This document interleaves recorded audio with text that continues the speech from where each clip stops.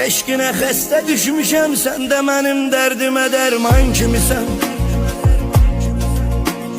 Ruhum sənsiz üşüyür, damarlarımda dolanan qan kimisən. Mən səni sevməyimi günah eyləmədim, həyatımda səhv elədim. Narzular qaldı yarım, narzuları əllərimlə məhv elədim. Yadındadır mı senin tek nefes almağıma sebepkar ürəyim? Ne beni özgeler de ara, ne beni özge ürəkdə axtar ürəyim.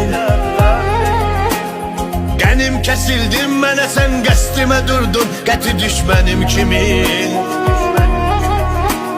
Mən necə yandım, yanacaqsan kül olub, qəm kədər də mənim kimi.